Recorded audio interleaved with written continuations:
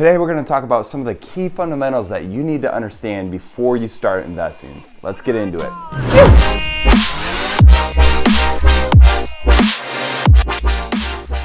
So how do we get started? We got to have kind of a foundation, and some of these things are things that I think should be talked about in schools, and well, we kind of all know that's not a thing. So the first one that I want to talk about today is saving to invest, or a lot of people call this like pay yourself first.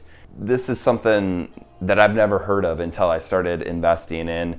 Basically, the premise of it is when you get paid your paycheck, most of the time, all of us our minds are trained to pay the bills first.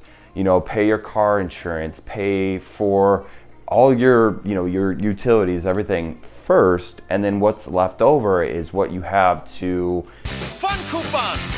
What I do is, as soon as I get paid for video work, I split it into 3 different bank accounts. One is my what's called like discretionary spending account, which is just my basic whatever account. I can buy whatever I want with it. Then I have my tax account, so I take a third and put it in each one. Discretionary, a third into my tax account, and then the final remaining amount into my real estate investing account. I have a Tesla account too, but it's not growing very fast. So that's how I break out my funds. And the reason for this is because when our minds see an amount in the bank account, you're automatically thinking, this is something that I can use. This is something that I can go and spend. This is something, oh, I paid rent, now the rest I can blow.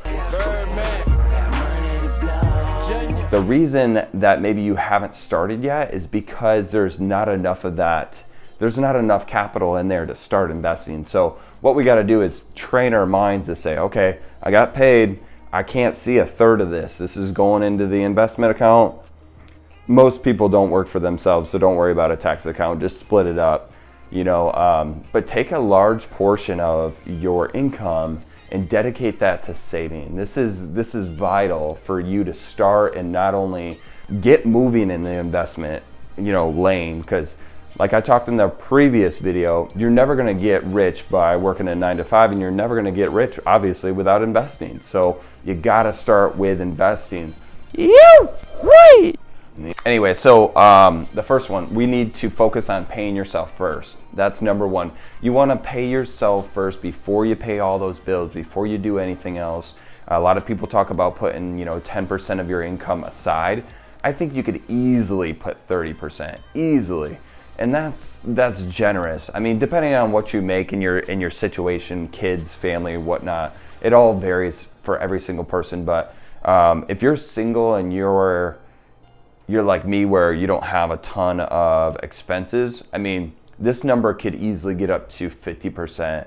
Some people have a savings rate even higher than that. Some people get really crazy, and their expenses they could be as low as $1,500 a month, and they're saving 70%. That's how you can quickly get to financial independence. All right, so that number one, we need to pay yourself first. Don't be a little B word and not do that step. That's huge. This is how you get this thing moving. You gotta pay yourself first. Okay, so number two. We gotta start building your credit. If you're not watching your credit, you could do like Credit Karma. There's a couple other websites that you can get out there and like just log in, do it for free, see where you're at. Credit is one of those things that people, our parents, or I don't know who did it, they're messed up in the head or just didn't know what the hell they were talking about, but I can't name drop, but this person's like, you don't need a credit card. I'm like, so you're gonna pay cash for your house? You're gonna pay cash for your car?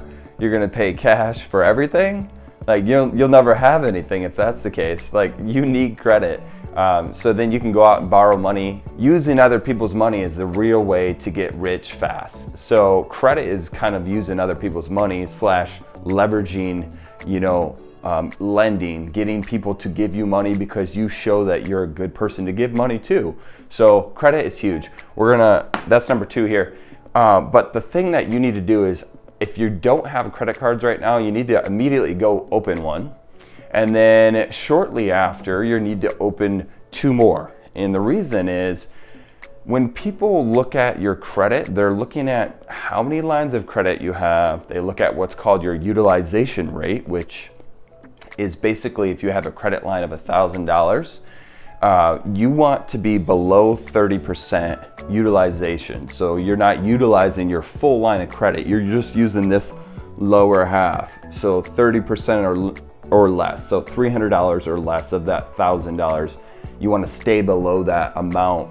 We want 3 different lines of credit. That shows that you're someone that's able to repay when you need to, and also it shows that you have different types of credit. So maybe you have a mortgage, you have a car, and then I'd get 3 credit cards on top of that, and I'd use them for gas, food, all those types of things, and then just pay them off in full. Don't keep balances. Don't even do the 30%.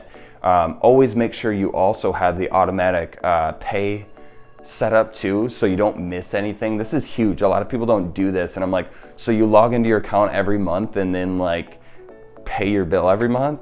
The reason I have such good credit is because I set every single bill up for auto pay. It takes time out of your day when you're like logging in and paying your mortgage. Like, just auto pay, just come out every month. My condo association's on auto pay. I don't even notice that it's gone. It's just whoop. And I never missed a payment. I don't think I've ever missed a payment, ever. And I got an 800 plus credit score. So later we're gonna show you how to like leverage all these different lines of credit to go and buy investments. It starts to get kind of fun when you can use your funds in your house to go and buy an investment property. And then the investment property is paying your mortgage. So there's cool ways to kind of like navigate these waters and use credit cards, and then we'll talk about using credit card points. Okay, number 2, build your credit. Ew! The next one is attacking your debt. Everyone just says, yeah, pay off your debt. Well, that sounds great, probably for everyone, but just like with anything, if you don't have a plan, you're not gonna get anywhere with it. So what you're gonna do is list out every piece of debt that you have. So every line of debt, credit cards, just line them all up. Here we go, this is Excel.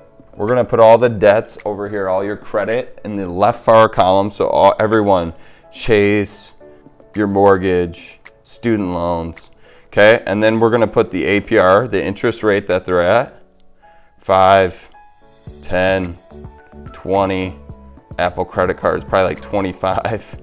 Okay, then over here, we're gonna put the balance. Bop, bop, bop, 20 grand, please, hopefully not. Student loans, 100 grand.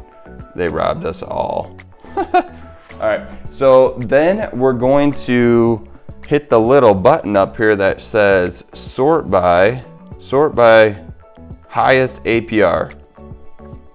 You want to sort by what's the highest interest rate right now, because the most financially sound way to pay back debt is to knock down the highest interest rate and then just then attack the next one. Start paying off the highest interest rate credit card. So if you got 15 grand at 20%, that's killing you right now. You're probably not knocking down any of the principal, and that's where you need to start. So start there, and then as soon as you get this one paid off, you're going to take all that money and you're going to go and hit the next one.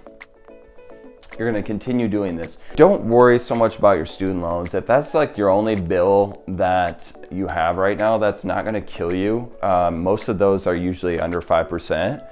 And a rule of thumb is if anything's higher than 4 or 5, now you're kind of paying probably too much interest. This is 4.5, this condo. I'm paying it down pretty aggressively, but really, could that money go and make me more? I can make 15 to 20% in an investment. So my opportunity cost really should be, let's go buy more real estate and then use that real estate to pay off the mortgage, you see? So there's always kind of this balance of what's gonna give you a higher return. But in the beginning, we need to focus on paying off debt. So pay off your highest interest rates and then just start going down the list. Some people don't think this is smart in the beginning. They like Grant Cardone will just say, hey, go and make more money. I think, yeah, well, duh, you need to go make more money. So, but you got to have a plan to pay off the debt too, because otherwise, the credit people are also looking at this. So, when you start paying these back, you're going to see this go up, obviously. Do make a plan, set a plan, put it into action, and slowly but surely you'll get out of that place. Number 4 here is educating yourself. Since school and since the education system didn't teach us any of these things, you need to start watching YouTube tutorials. You need to start watching other people that are in the position that you want to be in. I have a buddy that, he literally just bought a storage unit today. So I'm watching, like, what is he doing? How is he investing? Where's he putting his money? We gotta find the person that's 10 steps ahead of us. I always like the guy that's just outside my reach. So I can basically like mirror what he's doing and watch what he's doing and then say, okay, all right, he just invested in that, that vehicle over there. Okay, I get it. Like he's doing this for this reason. Like finding those people, those mentors those are crucial for you, and it could be your dad or your uncle or whoever, but start looking for the people that you want to be like or that are 10 steps ahead of you. I have no choice but to get better. I'm just forcing myself to continually improve, and education is the best way to do that. I use the app Audible. Basically, I'm always listening to something. I'm always trying to learn something new, and these things bring out different ideas and helps me with my creativity, and especially with real estate. I mean, this is all a whole space that you have to learn and become familiar with, so you don't go out and buy a bad deal. Anyways, we're gonna wrap this up. These are the things that you need to start doing today to put yourself in a position to start investing.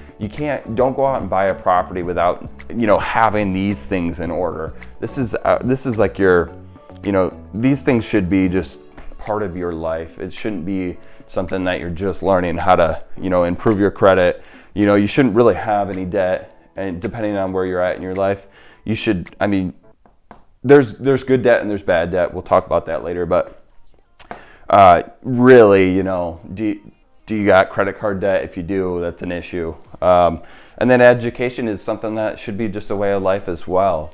You should be at least watching one YouTube tutorial on how to improve yourself, or whatever field it is. Could be video production or whatever your deal is. You should be watching something on how to get better. That's what it's all about, right? Like, is growing as a person, becoming a better version of yourself. That's what it's all about. All right, so that's it. I hope you guys enjoyed it. As always, I'd appreciate it if you share this with someone. I'm doing this for you. I'm not doing this for anyone else. I suck at being in front of the camera, so I'm literally getting outside of my comfort zone to help you guys. So it'd be great if you could share this with someone that needs some help. And yeah, thank you for watching.